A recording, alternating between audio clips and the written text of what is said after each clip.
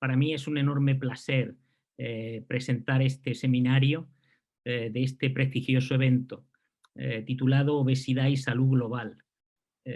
Tenemos un problema sanitario y social, ¿no?, de una magnitud enorme. Y esta mesa pretende reflexionar, ¿no?, sobre las estrategias que se pueden hacer para abordar y resolver este problema. Vamos a tener, afortunadamente, en esta mesa dos ponentes de prestigio. El primer ponente, Jason Aragón Castillo, va a hablarnos sobre la actividad física para evitar y resolver la obesidad, encuentros y desencuentros para su implementación social. El doctor Aragón es vicepresidente de la Red Americana de Universidades Promotoras de Salud, es director del posgrado en Salud Pública y Medicina Preventiva en la Universidad de Montemorelos, es presidente de la Comisión Institucional de Salud en la Universidad de Montemorelos, director de la Universidad Saludable, director del programa de actividad física y tiene más de 20 años de experiencia en estilos de vida con alumnos universitarios y programas de intervención de dieta y actividad física en diferentes poblaciones. Es un ponente internacional reconocido y, por tanto, vamos a disfrutar de su sabiduría. En segundo lugar, el doctor Nahum García García nos ilustrará sobre los estilos de vida saludables, así un consenso para su aprendizaje efectivo en el ámbito escolar y social. El doctor García es máster en Ciencia, Fisiología de la Universidad Autónoma de Nuevo León, es doctor en Medicina por la Universidad de Montemorelos, es coordinador de la carrera de Medicina en la Universidad de Montemorelos y director de la Facultad de Ciencias de la Salud en la Universidad de Montemorelos, y además es vicepresidente de la Asociación Latinoamericana de Estilos de Vida. Sin más preámbulos, bueno, vamos a pasar a el inicio de esta mesa. Muchas gracias. Bueno, en primer lugar, volver a agradecer que hayan tenido la gentileza de invitarme hoy para compartir con ustedes este evento de esta altísima calidad científica. Voy a hacer una pequeña introducción a este seminario y obviamente hay que empezar, ¿no?, dimensionando la gran pandemia del siglo XXI. Es verdad que ahora estamos ocupados con una pandemia infecciosa, pero un problema de salud pública que desgraciadamente no se va a ir tan pronto como previsiblemente se va a ir nos va a acompañar durante el siglo XXI, pues esperemos, ¿no? Precisamente este evento se hace para intentar buscar soluciones para que de alguna forma seamos capaces, ¿no?, de doblegar también la curva de la obesidad. Y las perspectivas, es lo que le ponía anteriormente, eran cifras en adultos, que fíjense que hay países que superan los 30% de cifras de obesidad en adultos. Las perspectivas futuras no son demasiado halagüeñas si el análisis lo hacemos en sobrepeso y obesidad infantil, ¿no? Fíjense las cifras tan alarmantes que tienen muchos países de peso no adecuado en niños. La obesidad, yo creo que el primer concepto que hay que de alguna forma remarcar es que la obesidad es una enfermedad grave. No estamos hablando ni de un problema estético, no estamos hablando de un problema baladí, es una enfermedad grave. Esta fue una estrategia, una campaña publicitaria que hizo nuestra sociedad en el Día Europeo de la Obesidad, donde hablábamos de la obesidad como una enfermedad de la cabeza a los pies, ¿no? Y poníamos a su alrededor la enorme cantidad de comorbilidades que se asocian a esta patología. Y bueno, ahora sin duda es de actualidad. También la obesidad empeora el pronóstico de los pacientes que se infectan por coronavirus, ¿no? Este es un estudio en Nueva York, un estudio en París, todos son coincidentes. Los sujetos que tienen más índice de masa corporal necesitan más intubación, requieren más ventilación mecánica y, de alguna forma, incrementan también su mortalidad. Mm, incluso estas se retroalimentan, ¿no? Fíjense cómo ya la obesidad es un problema para los pacientes que tienen COVID, pero el confinamiento, que hemos vivido muchísimos países y que todavía algunos países están también sometidos a él, fíjense como por ejemplo en España ha tenido una repercusión ganando peso la población. Este es un estudio que hizo nuestra sociedad donde se ve pues, que casi el 50% de la población reconoció haber ganado peso y el peso medio que se ganó estaba en torno a 3 kilos. No es la obesidad solamente un problema que agrava el coronavirus, ya lo conocíamos previamente que otras enfermedades respiratorias pues tenían peor pronóstico cuando el sujeto era obeso. Bueno, la obesidad es una enfermedad grave que se asocia a una enorme cantidad de patologías, que produce gran cantidad de comorbilidades y que tiene una etiología endiablada. Endiablada en el sentido de que es tremendamente poliédrica. No podemos acusar a una causa concreta para explicar la obesidad. Ni la genética, el estilo de vida, las políticas que se hagan de activación de vida saludable, las condiciones socioeconómicas del individuo, la psicología, la producción de alimentos, el ambiente obesogénico donde vivimos desgraciadamente en el mundo en el siglo XXI. Es decir, es un problema tremendamente complejo y al ser un problema tremendamente complejo, sin duda necesita soluciones complejas. Porque hay una enorme cantidad de barreras. Hay una enorme cantidad de barreras que dificultan la lucha contra la obesidad. Yo les he puesto algunas, ¿no?, de las que son fruto de la reflexión y del análisis, ¿no? Pero yo creo que una de las más importantes es una falta de concienciación política, social e incluso sanitaria de que la obesidad es una enfermedad grave. Estamos contemporizando con los kilos de más. Y falta esa percepción, ¿no?, de estos tres agentes que son fundamentales: la política, lo social e incluso lo sanitario.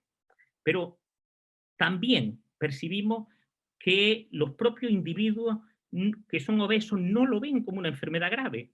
Entonces todavía es el tema más difícil de abordar, porque si el paciente no se siente enfermo, pues difícilmente va a ser cambio en su vida. También todos los programas, que es verdad que muchísimos países están empezando a darse cuenta que esto es un problema grave y que va a repercutir de una forma muy importante en las arcas de todos los estados, ¿no?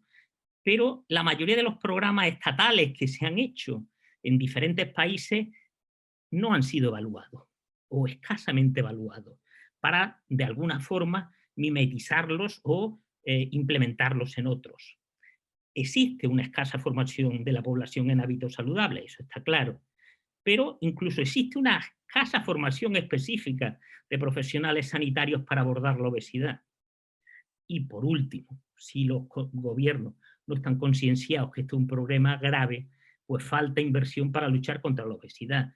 Yo les pongo, por ejemplo, el ejemplo de Europa. Europa, prácticamente todos los países tienen una cobertura sanitaria para la mayoría de las enfermedades. Bueno, se ayuda a los fármacos para la hipertensión, para la diabetes, etcétera, etcétera. Los fármacos para la obesidad están fuera de ayudas estatales. Y quería probablemente remarcar 2 o 3 puntos que creo que son básicos, ¿no? La falta de concienciación política, social, incluso sanitaria, ¿no? Yo creo que este tema es un tema que hay que abordar antes de dar los pasos siguientes. Fíjense qué percepción tiene la sociedad, ¿no? De cuando se le pregunta, este es un trabajo también hecho por la Sociedad Española de Obesidad de nuestro país, cuando se le pregunta a la población en general en este estudio quién considera que es responsable de la obesidad, el 50% de los que se les preguntaba decían que era el obeso. Si esta pregunta se la hicieran en alguien que tiene hipertensión, pues probablemente no sería así, o diabetes, o otras enfermedades que tienen que ver con el estilo de vida, muchos cánceres, la mayoría de los cánceres tienen que ver con el estilo de vida. A nadie se le ocurriría decir que la culpa de un determinado cáncer lo tiene el propio paciente. Y además de culpabilizar al sujeto con obesidad, el respeto, como se trata esta enfermedad, deja mucho que desear, ¿no? Fíjense cómo cuando se les pregunta, ¿no?, si la sociedad trata con respeto a las personas con obesidad, fíjense que solamente el 18% dice que sí, ¿eh?, frente a una inmensa mayoría que se burla o no toma en consideración el problema. Y por irnos a redes sociales, ¿no?, que esto también es un análisis que ha hecho nuestra sociedad, fíjense cómo se define a una persona obesa, la mayoría con términos tremendamente peyorativos, ¿no? Esto no se le ocurriría a nadie, no se le ocurriría en otra enfermedad, ya como les he comentado, cáncer, enfermedades hepáticas, a nadie se le ocurriría pues reírse o mofarse de una persona que tiene una enfermedad. Pero no solamente es social, política e incluso sanitaria, sino que los propios individuos en la mayoría de los países viven todavía mm, viendo la obesidad no como una enfermedad grave, sino como, bueno, un problema de unos kilos de más, ¿no? Fíjese este otro estudio hecho por la SEDO, donde se hace un análisis de una población amplia y se le mide peso, talla y se ve si son obesos. Bueno, pues se le pregunta al sujeto que tenía sobrepeso o que tenía obesidad, se le pregunta que él cómo se ve, cómo se definiría, delgado, con sobrepeso o normal. Fíjense que solo el 25% de los que tenían sobrepeso se veían como sobrepeso, pero lo más preocupante, solamente el 18% de los que eran obesos se veían como obesos. Ten en cuenta que todas las políticas que hagamos para sensibilizar y cambiar de estilo de vida, si el sujeto no percibe que va para él esa estrategia, pues obviamente no llegarán a buen fruto. Pero todavía una cosa mucho más preocupante que quiero ponerle en esta diapositiva, que hablábamos de la preocupación que debe de generar en todos los países el incremento de la obesidad infantil. Fíjense cómo niños obesos, que es la barra de más arriba, fíjense cómo la percepción que tienen sus padres de los niños obesos. Fíjense que solo el 4,8% de un niño obeso, medido con talla, con peso, solamente el 4,8% ve a su hijo con mucho sobrepeso. También es difícil que esos padres tomen acciones para actuar con esos hijos si esos kilos de más los ven en alguna ocasión incluso como saludables. Porque obviamente hay un efecto halo. Es decir, fíjense aquí en la familia, una familia obesa tiene sin duda más probabilidad de tener hijos obesos, ¿no? Fíjense aquí cómo, por ejemplo, una madre delgada, pues la posibilidad de que su hijo sea delgado, sea obeso es el 5%, versus una mujer, una madre que es obesa, pues la posibilidad de que su hijo sea obeso es del 32%. El nivel socioeconómico y educativo también fundamental. En este estudio, un estudio Aladino, que le he puesto ya varias diapositivas, un estudio que acaba ahora de publicarse, hecho también en nuestro país. Y fíjense cómo el nivel de renta influye de una forma muy directa en la prevalencia de obesidad de los escolares y también el nivel de estudios de los padres, ¿no? La actividad física, que ahora después van a versarnos y van a hablarnos del cambio de estilo de vida, tanto de actividad física, pues también determina la prevalencia de obesidad en estos niños, ¿no? Tenemos muchas barreras y espero, ¿no?, que estas jornadas nos sirvan para, de alguna forma, salir con más clarividencia para afrontar estas barreras. Porque, sin duda, hacen falta programas preventivos, estatales y programas de intervención en sujetos obesos. Pero desgraciadamente, les decía al principio cuando les comentaba las barreras, desgraciadamente carecemos de evaluación de esos programas.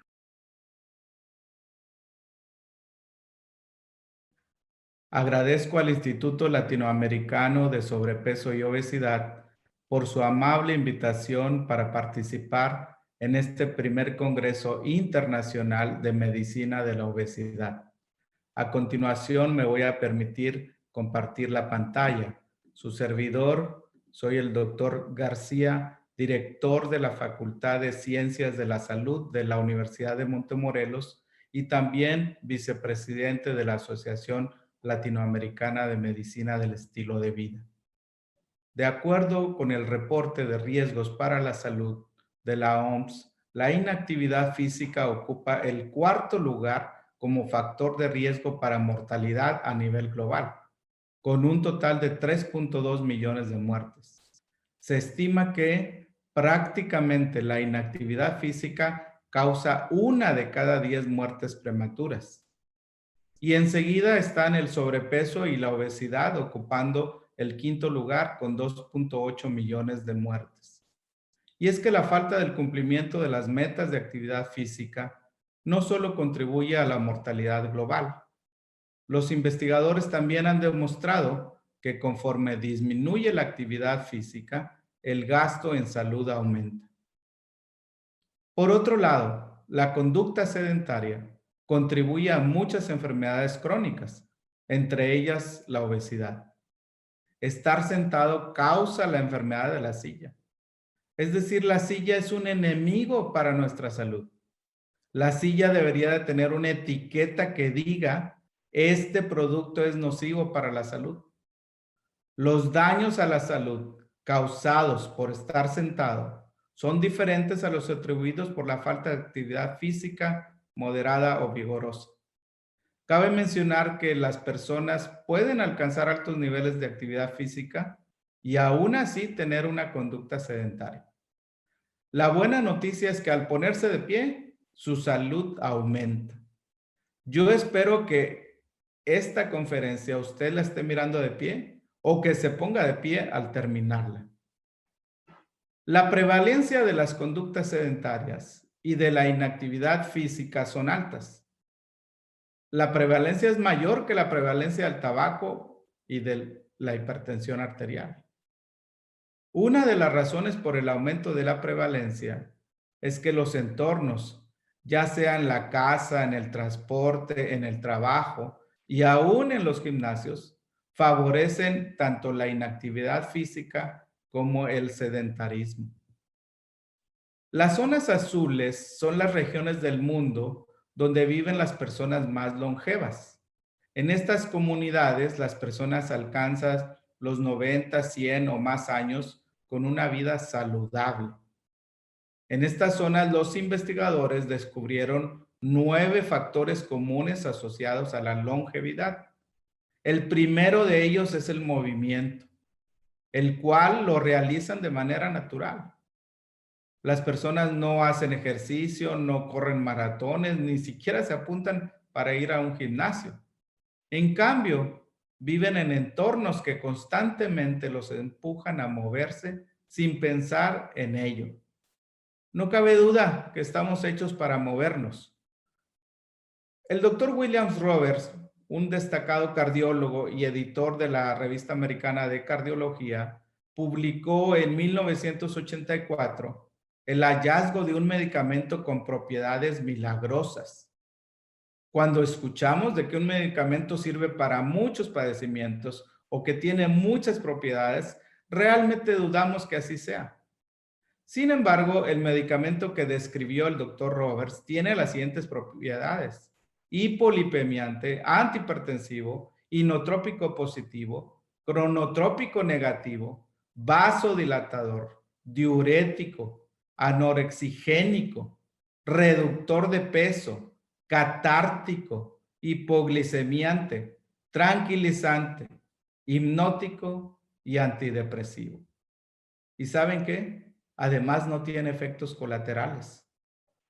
Seguramente ya adivinaron de cuál medicamento habló el doctor Roberts. Y es el ejercicio. Sí, el ejercicio es medicina. Los estudios lo confirman una y otra vez.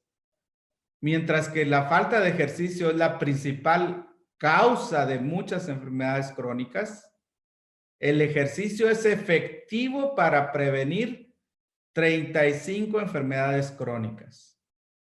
Hoy, casi 40 años después de la descripción que hizo el doctor Roberts, los mecanismos moleculares y los potenciales blancos terapéuticos de los beneficios del ejercicio están cada vez más claros. La prescripción de los ejercicios por parte de los médicos y de los profesionales de la salud debe ser una prioridad para los pacientes sanos y para los pacientes con enfermedades crónicas. El ejercicio es incluso superior a los fármacos. Las recomendaciones de actividad física para adultos sanos, ustedes las conocen, son un mínimo de 150 minutos por semana, dividido entre 5 días equivaldría a 30 minutos diarios, los cuales se pueden segmentar en periodos de no menos de 10 minutos. Eso es para una actividad moderada, pero también pueden ser 75 minutos por semana para una actividad vigorosa. Si se quiere obtener un máximo beneficio, hay que aumentar a 300 minutos por semana de actividad moderada o 150 de actividad vigorosa. Aquí cabe mencionar que algo de ejercicio es mejor que nada y entre más es mejor. En ambos casos se debe de incluir ejercicios de fuerza muscular, de resistencia, flexibilidad y de equilibrio. Los signos vitales, como tales, los conocemos. La actividad física es un signo vital tan importante como los demás signos. Junto con los otros signos del estilo de vida, como el sueño, la dieta, debe ser una medida de manera rutinaria en la consulta. La evaluación de la actividad física se puede hacer realmente de una manera muy sencilla, con 3 preguntas. ¿Cuántos días a la semana realiza usted actividad física de moderada a alta intensidad?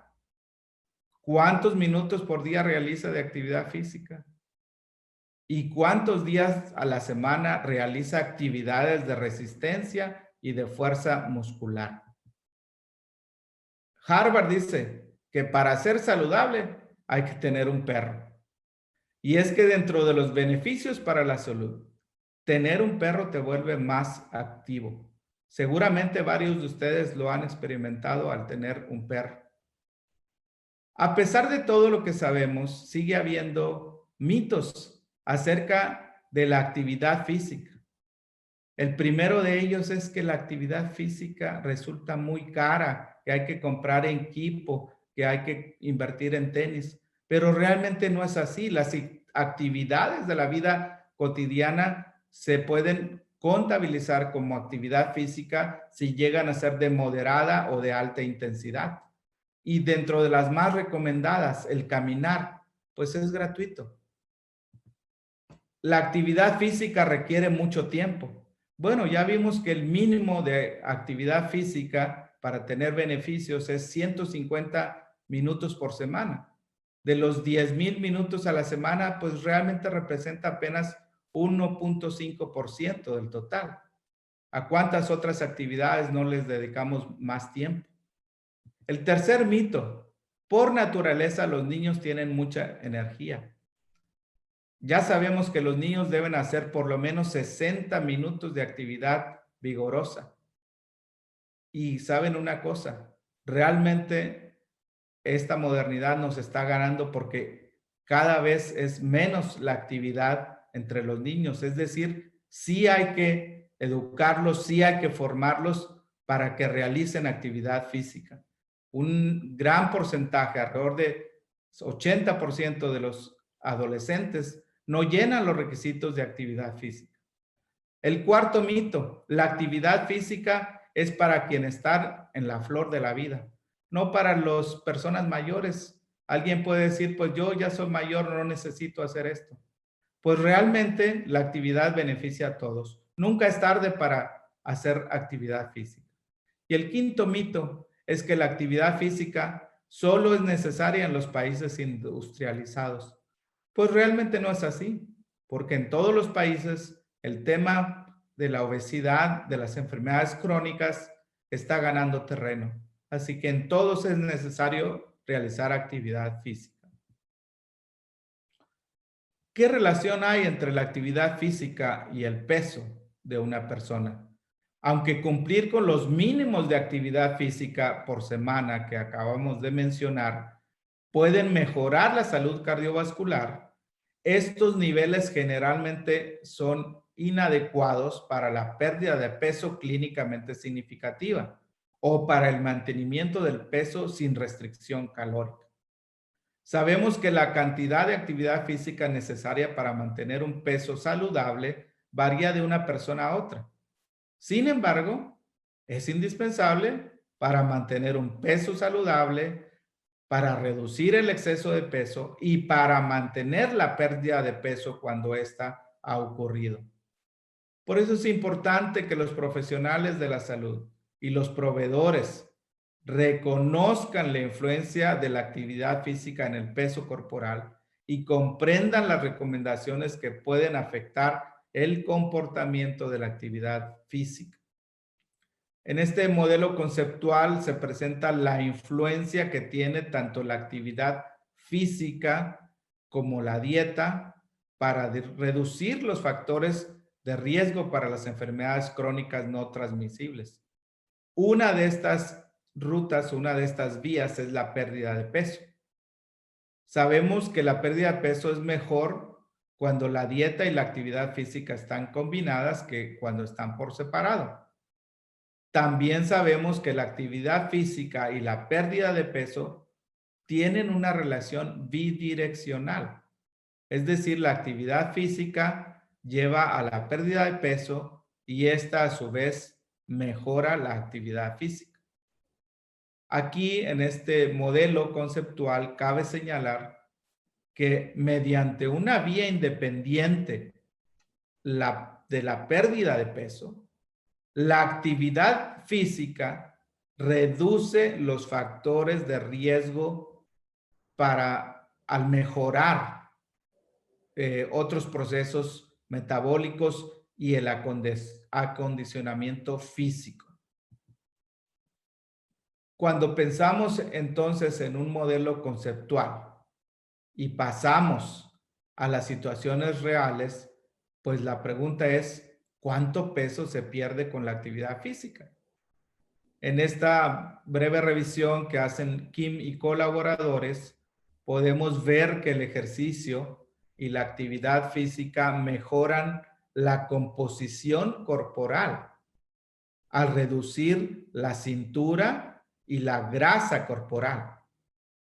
Y también con los ejercicios de resistencia, aunque no tienen un efecto en el peso, necesariamente, sí aumentan la masa magra. Pero no solamente se modifica la composición corporal, por supuesto hay un efecto también en el peso. En la última fila vemos que la pérdida de peso es mayor cuando hay restricción calórica que cuando no lo hay, que son las dos primeras filas. Además, vemos que existe una relación entre la intensidad de la actividad y la pérdida de peso. A mayor pérdida es cuando se realiza mayor intensidad que cuando es moderada. Aquí en el primer caso, 2 a 3% comparado con más de 5%, y en este otro caso de 3 a 5 comparado con más de 5%. En esta otra tabla podemos ver o confirmar que el tipo de ejercicio y sus combinaciones también determina la oportunidad de perder peso. Por ejemplo, el ejercicio aeróbico solo se espera una reducción de peso de 0 a 3%.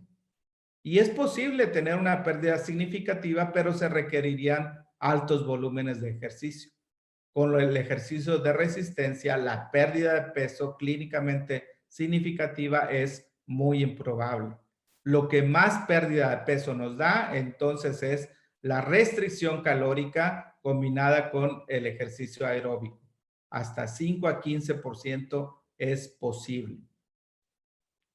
Entonces, si la actividad física es la única intervención para perder peso, se pueden lograr beneficios cardiovasculares y metabólicos como la disminución de la presión diastólica, la disminución de los triglicéridos, la mejoría de la glicemia. Sin embargo, cuando se combina la disminución de la ingesta calórica con el aumento de la actividad física, se logra mayor pérdida de peso y además se logra mantener esta pérdida de peso.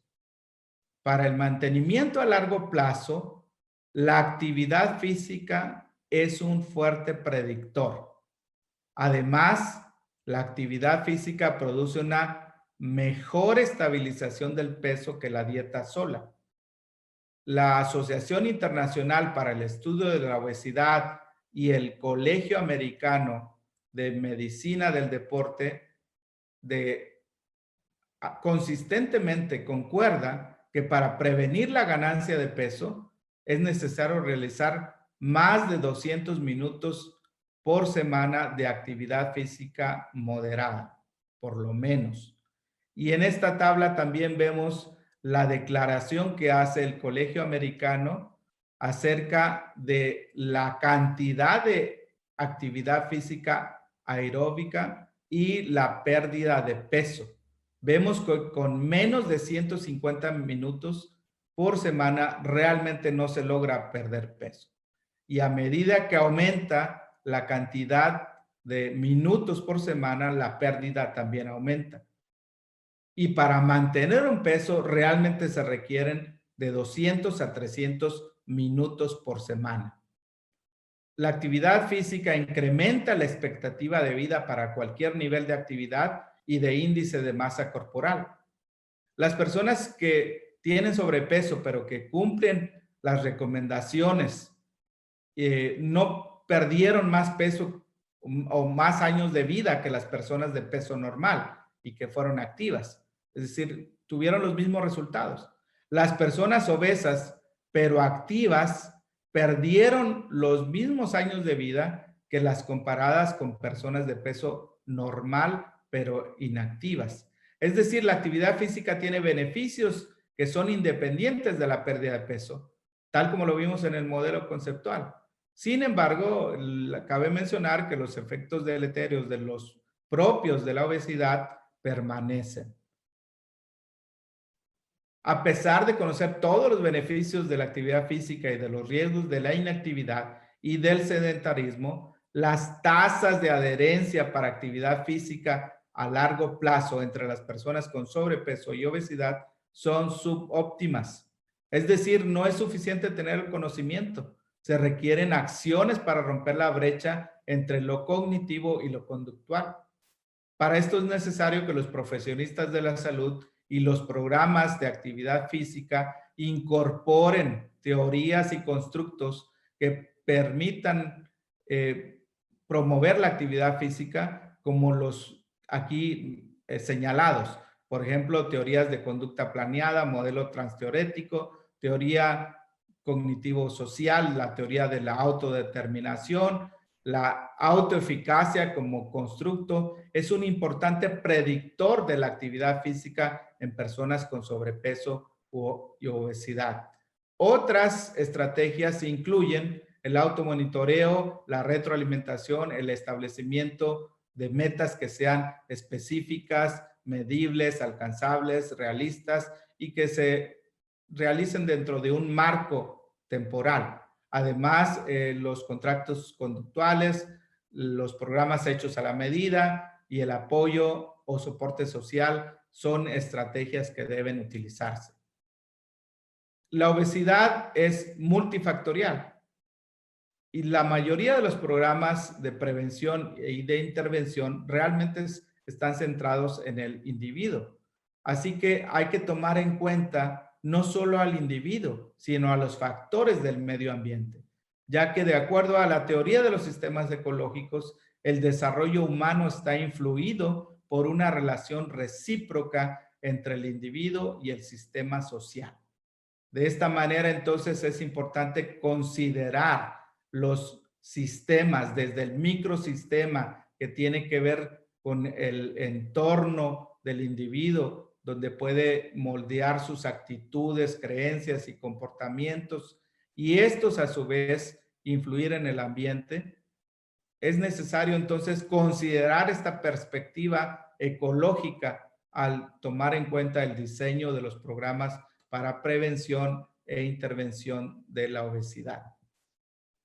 Finalmente, quiero mencionar, ¿sí?, para la prevención de enfermedades, para tener un envejecimiento saludable, para tener menos muertes prematuras, es necesario ampliar el enfoque del discurso de la salud pública y no solo incluir a la actividad física o al incremento de la actividad física, sino también reducir las conductas sedentarias y tener el mayor acondicionamiento cardiorrespiratorio posible. Quiero compartirles 8 consejos acerca de cómo tener una vida saludable, muy rápidamente. Y forman la palabra A. La letra A significa aire puro, muy necesario, sobre todo en las zonas donde hay contaminación, el aire es indispensable que sea puro. Descanso, o sea, el sueño, 7 a 8 horas. Ya sabemos que por abajo de 7, por arriba de 9, los daños en la salud comienzan. El ejercicio, la actividad física, lo hemos mencionado. La luz solar, que no solamente trae beneficio a través de la increíble hormona vitamina D, sino también efectos directos de la luz solar, por supuesto, con la debida protección. El agua, la adecuada hidratación para el funcionamiento de nuestro cuerpo, la nutrición y todo lo que ello conlleva. La temperancia, es decir, abstenerse de lo que hace daño y hacer uso correcto o moderado de lo que es bueno. Y finalmente, la esperanza, la espiritualidad, porque somos seres integrales. Muchas gracias.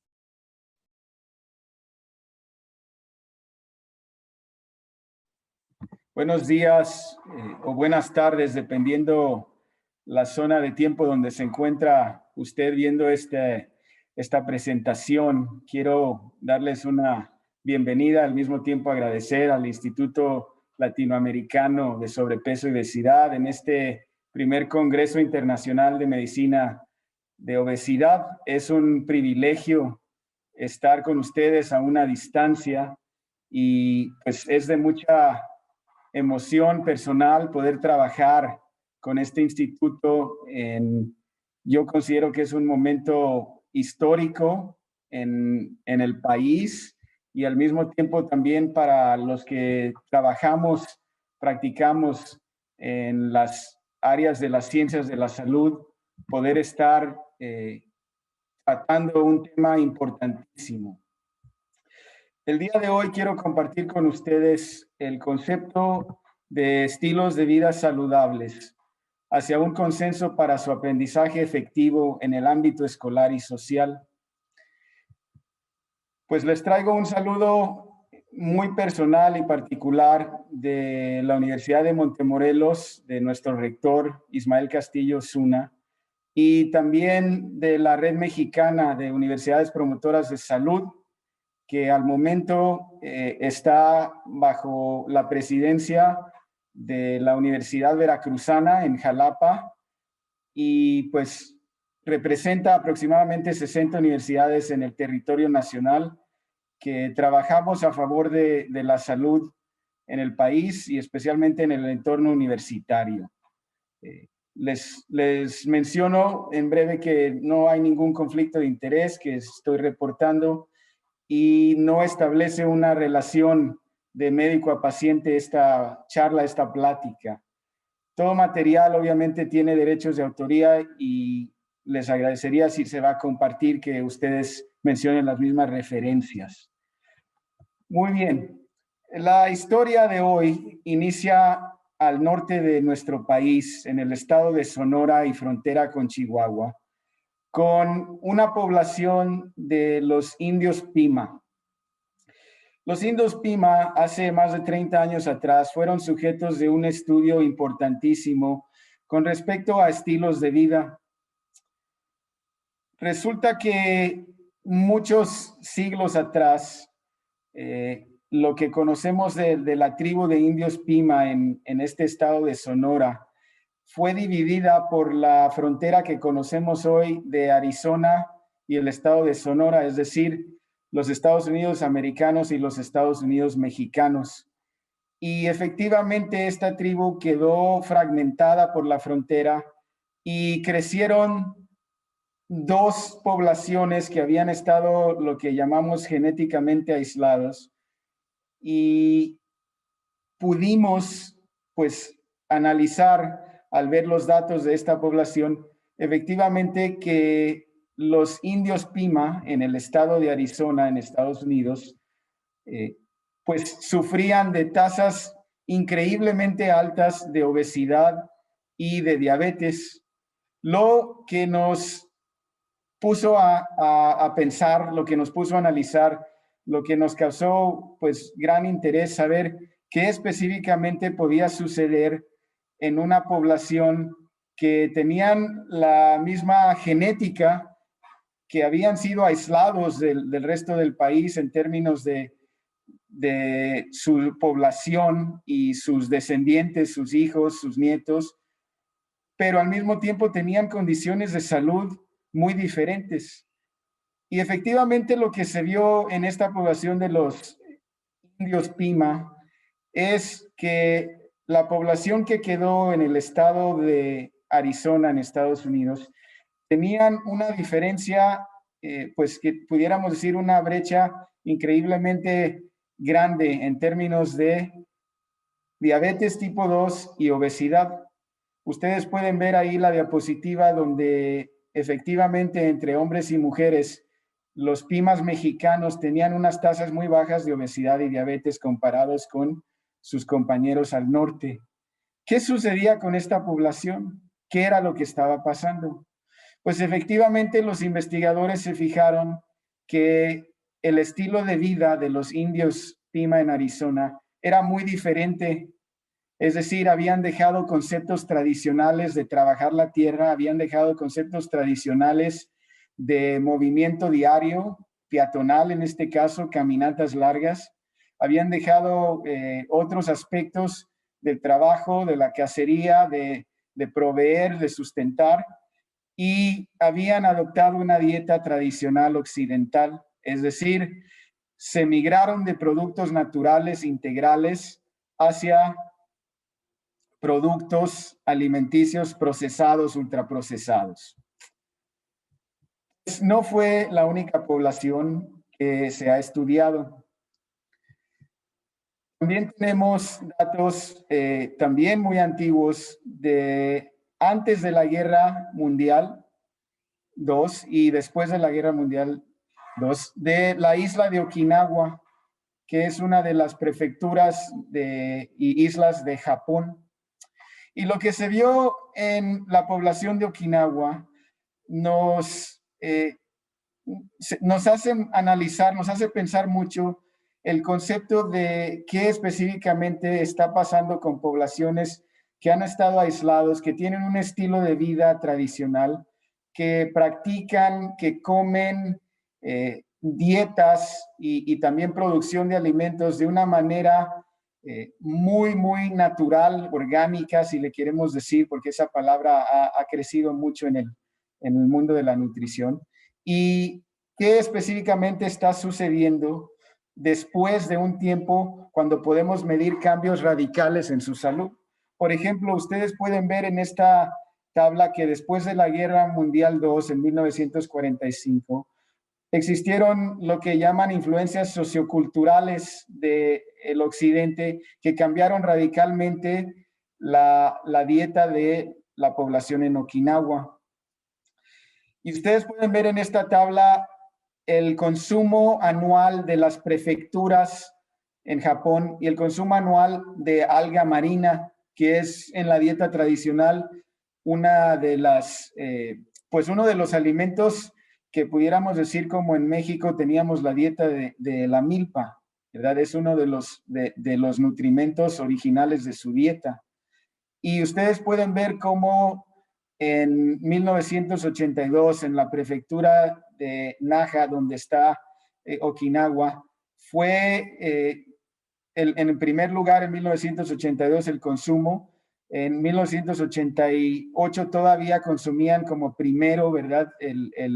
Esa prefectura, la alga marina, son pescadores, comen de productos del mar, pero fue bajando al 93, 98 y 99 hasta ponerse desde primer lugar hasta el número 19 en prefecturas de Japón. Y ustedes pueden ver que la isla de Japón, la más grande, pues siempre está debajo de ese promedio en términos del consumo.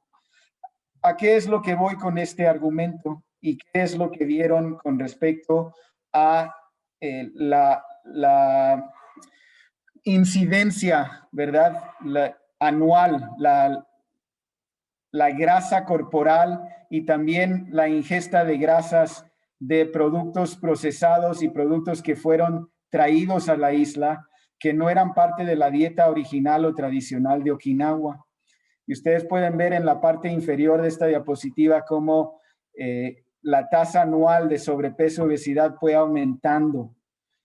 Y es sinónima o paralela con el consumo de grasa de fuente animal que no era parte de los animales en la dieta tradicional de Okinawa. Pues muy interesante estos dos estudios, y pasamos a otro país ahora, que es el país de China. Y China por varios años ya ha estado estudiando el concepto de obesidad y sobrepeso en su población y cómo ha ido cambiando la dinámica, especialmente en la población infantil en China. ¿A qué nivel? Pues sabemos que el sobrepeso y obesidad en China, ¿verdad? Antes no era un asunto, como aquí dice, no era un asunto de preocupación en los años 80, pero fue aumentando. Y como dice aquí, explicar la epidemia de sobrepeso y obesidad en China debe de incluir menciones de los cambios en la dieta tradicional, lo que vimos con los Pimas y Okinawa, pero también niveles reducidos de actividad física y niveles en incremento o un aumento tremendo del sedentarismo, un estilo de vida sedentario. El consumo de energía de fuente cárnica o de animales incrementó de 8% en 1982 hasta 25% en 2002, es decir, en 20 años aumentó ese consumo de la fuente alimenticia a base de carne. Y lo que vimos, obviamente, ¿verdad?, es que también cambió el consumo de grasa, lípidos, de 25 a 35% en este tiempo, que es 35% de la ingesta diaria de grasa, pues es arriba de lo que recomienda la OMS. Cabe mencionar que este estudio también menciona que la epidemia de obesidad en China también puede tener su raíz en una actitud social o un concepto de la cultura social que ve la corpulencia, ¿verdad? O mejor dicho, una persona que está en sobrepeso es sinónimo con una cultura de prosperidad y salud, no diferente a como en México le decimos a una mamá que tiene a un hijo muy, muy flaco, que el hijo está desnutrido, demacrado, y podemos pensar que si el hijo está gordito, ¿verdad?, por usar el término en ese sentido, que está saludable. Y en la cultura china, pues sabemos que millones de personas en los años 50, después de la Guerra Mundial II, murieron por hambre, lo que significa que ven el sinónimo de corpulencia como un sinónimo de prosperidad. Y pues tenemos datos de China que demuestran claramente, como decía anteriormente, que especialmente en la población infantil estalló el sobrepeso y obesidad. Del 85 al 2000 pueden ver claramente cómo fue aumentando, especialmente en los varones, en los niños. no solo eso se estudió en China, sabemos que hay estudios recientes que demuestran que la calidad del aire es tóxica para un sinnúmero de problemas de salud, incluyendo problemas cognitivos y pues obviamente también problemas de enfermedades crónico-degenerativas como diabetes. Pero hay estudios muy interesantes que demuestran cómo también este tiempo de prosperidad en China, cuando se migró de una población rural a urbana, y el concepto de poder comprar un vehículo terminó, pues por mucho, terminó con el movimiento, el movimiento natural, es decir, el caminar, el peatón tenía el derecho, la bicicleta tenía el derecho, ahora los vehículos tienen el derecho. Lo que significa, ¿verdad?, que tenemos datos de China que demuestran claramente que en el momento que las personas empezaron a usar vehículos, y sabemos que en el año 2003, ¿verdad?, había casi 2 millones, ¿verdad?, ya de carros que se estaban produciendo de acuerdo a la estadística nacional, lo que significa que las ciudades fueron construidas para los vehículos también. Y esto lo podemos ver en otras partes del mundo, que efectivamente cuando uno cambia la infraestructura de una ciudad, excluye al peatón, excluye al ciclista, y esa infraestructura se vuelve un ambiente que produce el sedentarismo, porque las personas ya no están usando el método tradicional de transporte, que son nuestras dos piernas. Pues muy interesante el concepto, y el día de hoy quiero hablar acerca de estilos de vida saludable en este contexto. Voy a ser muy claro en hablar del curso de vida, es decir, desde el estado prenatal hasta el adulto mayor, y el concepto de salud pública lo vamos a tener muy presente hoy, porque vamos a hablar de términos como educación en salud, promoción en salud, salutogénesis, abogacía en salud y alfabetización en salud. Todos conceptos que se manejan en la salud pública para explicar cómo está la problemática de salud en una población específica. Hace unos días atrás escuchamos los resultados nacionales del ENSANUD, la Encuesta Nacional de Salud y Nutrición 2018-2019, y me llamó mucho la atención que tenemos unos datos que en realidad nos preocupan mucho. Por ejemplo, la prevalencia de lactancia materna exclusiva es menos de 30%, es decir, que 3 de 10 madres dan el alimento, o mejor dicho, dan pecho, ¿verdad? Existe la lactancia materna exclusiva solo de 3 de 10 madres en nuestro país, aunque sabemos que hay un aumento del 2012 de 14 a 28%. Pues otro dato que nos interesó mucho cuando se mencionó es que en sobrepeso y obesidad, decía el doctor Juan Ángel Rivera, ¿verdad?, del Instituto Nacional de Salud Pública, que el mayor incremento ocurrió en mujeres adolescentes, alcanzando 41% en el ámbito nacional. Y pues obviamente también nos preocupa en las localidades rurales, porque ahí se duplicó la tasa de obesidad en los adolescentes. ¿Por qué nos preocupan tantos estos datos? ¿Y por qué es de importancia hablar de este tema cuando estamos hablando de la obesidad y sobrepeso? Pues sabemos que también 46% de los adolescentes que iniciaron su vida sexual están embarazadas.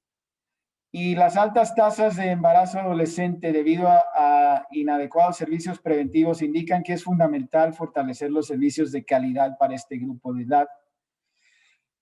Pues sabemos que los adolescentes y adultos se enfrentan graves riesgos a la salud, de acuerdo al reporte que dieron en el ENSANUD. Y este se vuelve un concepto del curso de vida, porque tenemos ya datos, el doctor David Barker, ¿verdad?, que tenía por muchos años un epidemiólogo muy famoso que encontró la relación de un peso al nacer, en el feto, el infante al nacer, un peso bajo es equivalente con lo que él llamaba las enfermedades de origen fetal en los adultos. En otras palabras, sabemos que muchos aspectos del sobrepeso y obesidad se deciden en la etapa no del feto, pero de la mamá del feto. En otras palabras, lo que estaba haciendo la abuela, ¿verdad? Mi abuela, cuando se embarazó de mi mamá, va a repercutir en mi genética y por ende sabemos que si podemos programar, ¿verdad?, los genes cuando una mujer se embaraza para que existan hábitos saludables, eso va a repercutir no solo en la salud de su hija, pero también de su nieta. Y efectivamente lo que tenemos aquí es un concepto que nos ha faltado un poquito en la salud pública, en la educación de la salud, en la promoción de la salud, en la alfabetización de la salud. Como decía el estudio en salud, el asunto de obesidad y sobrepeso empieza con la salud de la mujer y tenemos desigualdades muy fuertes en el país con respecto a la mujer. En otras palabras, una mujer tiene una brecha muy grande en el acceso a cuidado de su salud comparado a los hombres en este país. Y tenemos que empezar a aplicar las estrategias, las políticas en la raíz y no simplemente en tratar de atender las síntomas y los signos de la enfermedad que aparecen muy tarde o después cuando pudiéramos estar haciendo para prevenir en la etapa que es la etapa prenatal. Es decir, tenemos que educar a los adolescentes que se están embarazando. Tenemos que trabajar para que ellas puedan reducir su sobrepeso, obesidad. Otro aspecto sumamente importante, y aquí ustedes están viendo un artículo del Journal de Pediatrics en 2018, donde se estudió la lactancia materna y el sobrepeso, ¿verdad? Y la obesidad, y cómo podíamos aislar, ¿verdad?, la leche materna de otros métodos de lactancia materna y obviamente de fórmula. ¿Por qué es importante este estudio? Pues Harvard, cuando se publicó este estudio en Pediatrics, Harvard dijo, tenemos que entender que este estudio aisló claramente algunos factores que no habíamos visto en otros estudios de lactancia materna y es sumamente recalcar este punto, porque sabemos que no es lo mismo darle pecho a un infante a darle leche materna en un biberón o menos fórmula materna en un biberón, o que ni siquiera le esté alimentando el alimento de la madre, pero sea una niñera o un cuidadora del infante. ¿Por qué es importante este concepto? Porque los datos demostraron claramente que por lo menos en los 3 meses que la mamá debería de estar alimentando al infante por la vía natural, que es darle pecho, hay una clara diferencia en sobrepeso y obesidad con infantes que fueron amamantados al pecho de la madre con un biberón o con la fórmula. Y hay muchos estudios que hemos visto en años que demuestran claramente que la fórmula materna es uno de los catalizadores que han explotado la obesidad y sobrepeso infantil, a tal grado que hemos empezado ya con el etiquetado frontal y hemos empezado con la educación pues intensiva de esta etapa sumamente importante que es la lactancia materna. Se nos hace un poco irónico pensar que en un país donde existe la desnutrición infantil y la pobreza extrema y la inseguridad alimentaria, los niños y las niñas, los infantes todavía están sin alimento, sabiendo que hay una fuente natural que es la lactancia materna. Pero efectivamente nos ha faltado mucho el concepto de educación en salud en esta etapa y alfabetización en salud de la madre, en saber que el alimento natural, la leche materna es el mejor y el único alimento exclusivo que deberían de estar dando en esos primeros meses de vida. Decía el doctor Juan Ángel Rivero en las conclusiones, en suma, para prevenir la obesidad y las enfermedades crónicas no transmisibles es necesaria la aplicación de un paquete integral de acciones multisectoriales, multisistémicas, dirigidas a la adopción de alimentación saludable. ¿Por qué es sumamente importante hablar de acciones multisectoriales y multisistémicas? Efectivamente, sabemos que la salud no es solo estilos de vida del individuo, aunque aquí lo vemos en este modelo de determinantes sociales de salud. Estilo de vida del individuo está en el centro, es medular. Hay factores que no se pueden modificar, como es la edad de la persona, el género, y factores genéticos, es decir, con los que ya nacimos tenemos una programación, incluso la misma química de cómo funcionan esos genes nos la pasan nuestros papás y nuestros abuelos. Pero el concepto es que en los determinantes sociales de salud hay muchos factores sociales, socioeconómicos, culturales y del ambiente que tienen que ver con la habilidad de que nosotros tenemos de poder tener la decisión de formar un hábito saludable o no. Decía el doctor Michael Marmot unos años atrás que si los mayores determinantes de la salud son sociales, así deben de ser los remedios. ¿A qué se refería el doctor? ¿Por qué se enferma la gente en el país? ¿Por qué la gente está en sobrepeso o obesa? Y la pregunta que se hizo del gobierno federal por medio de la Dirección de Promoción de Salud es ¿por qué curar a la población si la vamos a devolver? Es decir, el médico que la ve en el consultorio, ¿para qué le da fármacos? ¿Para qué la cura si la persona va a regresar a vivir en las condiciones que la enfermaron? Y tenemos que tomar en cuenta que las circunstancias en que las personas nacen, en las que crecen, las que viven su vida, donde trabajan, envejecen, donde estudian, donde comen, esas circunstancias son resultados de la economía, de cómo se manejan los recursos. Eso le llamamos determinantes sociales de la salud y explican en mayor parte las desigualdades que tenemos en nuestro país que han causado el sobrepeso y la obesidad. Sabemos que solo un pequeño porcentaje, y yo veo esto frecuentemente en la red mexicana de universidades de promotoras de salud, ¿verdad? Que solo una pequeña fracción de la población, menos del 20%, alcancen una educación del nivel superior, es decir, un título universitario, menos del 20%. Lo que significa que los aspectos de educación en salud no pueden ocurrir hasta la universidad, tienen que ocurrir en un punto mucho antes. Y lo hemos visto ahora con la formación de la SEP y el gobierno federal con esta clase que va a iniciar de vida saludable en el curso de vida desde el principio inicial de la educación primaria o básica.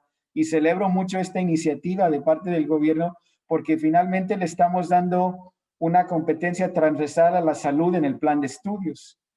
Pues en el continuo de salud, de la muerte prematura hasta un estado de bienestar, encontramos el punto neutro donde está, ¿verdad?, el tratamiento, la curación, es decir, sabemos que no hay dinero en la muerte ni hay dinero en la salud, el dinero está en el centro donde ocurre la curación. Otra manera de ver esto es si empezamos a ver estilos de vida saludables en estudios de poblaciones. Por ejemplo, la intervención en el norte de Karelia de una población que tenía las tasas más altas de enfermedades cardiovasculares y cómo pudieron revertir eso a favor de una dieta a base de verduras. Por ejemplo, en México sabemos que solo 1 de cada 5 niños consume verduras y nos puede sonar eso absurdo en un país que tiene clima y una abundancia para el crecimiento de verduras y frutas también, que solo 1 de cada 5 niños las consume. Pero efectivamente uno de los factores más importantes en la alimentación, que viene siendo el consumo de fibra para poder contrarrestar el sobrepeso y obesidad, pues no se está realizando. Y en un estudio longitudinal que se realizó por medio de Harvard y el Hospital General de Massachusetts, que es el hospital más grande de Harvard, se estudió las enfermeras y los médicos en un estudio longitudinal que de hecho todavía sigue, y lo que vieron claramente que el impacto de ciertos hábitos de estilo de vida aumentaba hasta 12 a 14 años de vida en las enfermeras o en los médicos. Se supone que son los que más alto nivel de alfabetización en salud tienen en la sociedad, porque entienden los conceptos claros del continuo de salud y enfermedad, como vimos ahorita. No solo vivían más años libres de enfermedad, y no solo vivían más años libres de enfermedad, ¿verdad?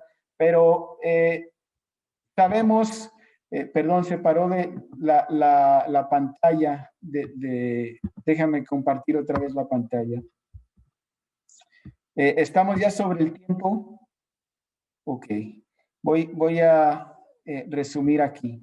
Pero lo que vimos claramente, ¿verdad? Como decía anteriormente con los estudios de Harvard, es que había factores impresionantes del estilo de vida que señalaban y apuntaban el concepto de que si las personas no fumaban, si eran activos y se comían una dieta saludable, vivían vidas más largas, libres de enfermedad y obviamente sin sobrepeso y obesidad.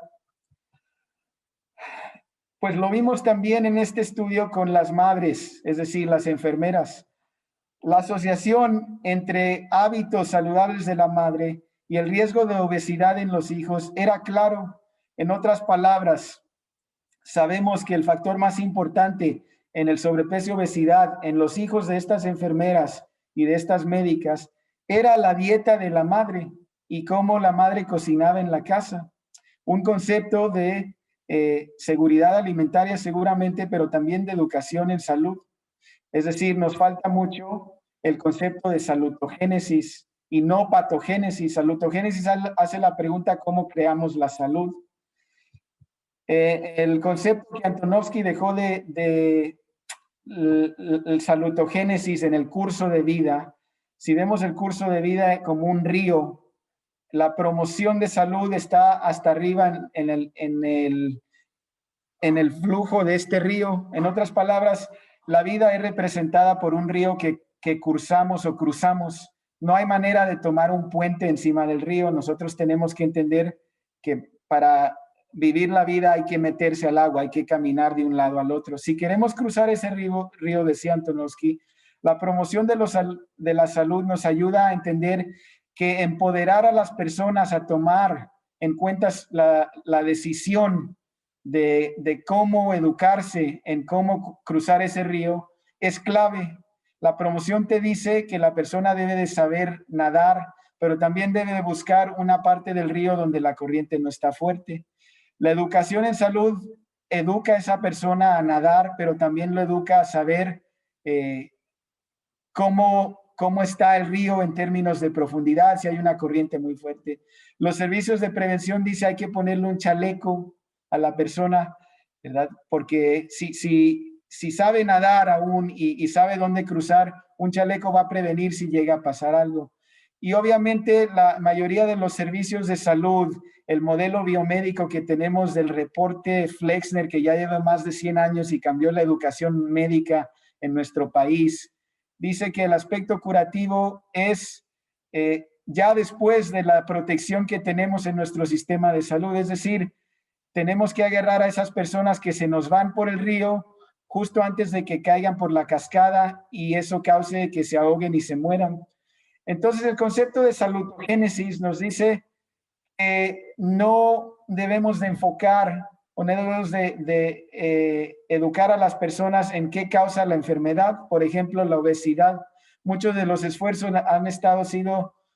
se han estado enfocando hacia la enfermedad, las causas de la enfermedad, y el modelo biomédico es excelente para la investigación. Es importante saber la patología de la enfermedad, pero la salutogénesis dice qué causa la salud, es decir, qué hace que las personas triunfen, qué hace que las personas puedan seguir estilos de vida saludables, cómo podemos capacitar a las personas para que ellos entiendan que aunque existan dificultades, aunque existan inseguridad alimentaria, aunque existan determinantes sociales de la salud, todavía hay factores importantísimos como la lactancia materna, como cuidar la nutrición en los adolescentes, en las adolescentes embarazadas, que pueden cambiar el curso de vida y evitar que la mamá tenga hijos obesos o que van a ser obesos. Y el concepto de salutogénesis, aunque es relativamente nuevo, está centrado en la promoción de la salud. Lo que nosotros vemos en la promoción de la salud claramente, ¿verdad?, es que las acciones de salud pública, ¿verdad?, tienen que venir desde la investigación que nos da el diagnóstico, y yo creo que la Secretaría de Salud, la SEP, el Instituto Nacional de Salud Pública, las universidades, hospitales han hecho un trabajo excelente en poder tener diagnósticos de la población en México. Esas investigaciones nos deberían de llevar a la promoción de la salud, que incluye la abogacía y la educación. Y ahorita estamos viendo las políticas de salud pública, la abogacía en el etiquetado frontal, que es una acción a favor. Pero también sabemos que el médico necesita empezar a recibir capacitación y educación de cómo promover la salud. La salud es creada y vivida por la gente dentro de los entornos de su vida cotidiana, donde aprenden, donde trabajan, donde juegan, y en las relaciones interpersonales. La Carta de Ottawa en 1986. Pues sabemos también, ¿verdad?, que la promoción de la salud consiste en capacitar a la gente para ejercer mayor control sobre los determinantes de la salud. Y quiero cerrar con este concepto hoy porque este congreso es un momento histórico, decía, porque efectivamente el Instituto Latinoamericano de Sobrepeso y Obesidad está haciendo acciones favorables para capacitar a los profesionales de salud de este país, para darnos las herramientas que nos van a ayudar a entender estos conceptos importantísimos, no solo del modelo biomédico, pero también del modelo de promoción de salud, de educación en salud, de abogacía en salud, de alfabetizar a la población a entender cómo es que funcionan estos hábitos en su curso de vida para que puedan cambiarlos. Y quiero cerrar con el concepto claro, ¿verdad?, de que nosotros podemos ver la obesidad como un problema no solo individual, pero social.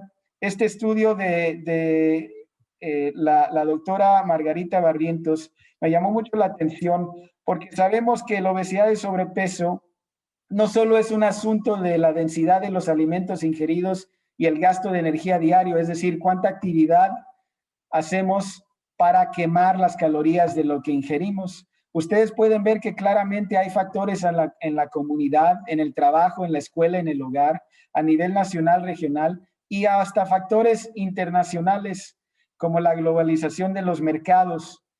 Tenemos que entender que el aspecto del sobrepeso y obesidad es, como decía en el estudio, en el ENSANUD, tiene que ser multisectorial y multinivel. Y animo a mis colegas a, desde su trinchera, unir la batalla, unir los esfuerzos para poder enfrentar esta pandemia, esta epidemia que tenemos que enfrentar en los próximos 10 años. Muchas gracias.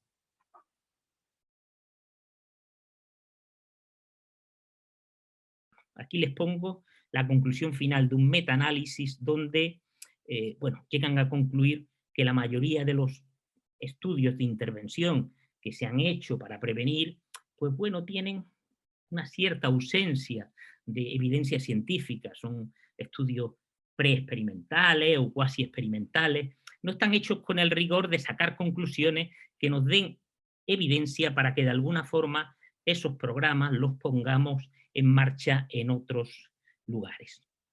Y como conclusión, ya para finalizar, nos hace falta trabajo, trabajo y trabajo, pero de todos los agentes implicados en esta enfermedad, que es tan poliédrica. Esto no se resuelve, ni la genética no lo va a resolver, ni los fármacos, ni la política de los ayuntamientos, ni la educación en los niños, ni el incremento de nivel del conocimiento de estilo saludable. Lo va a resolver todo, incluyendo la colaboración imprescindible, ¿no?, de la industria alimentaria, ¿no?, para que de alguna forma se produzca lo que mis dos compañeros, a partir de que yo acabe, van a intentar ilustrarnos, para que de alguna forma las dos armas fundamentales que tenemos para vencer de la obesidad, sin duda, es el cambio de estilo de vida,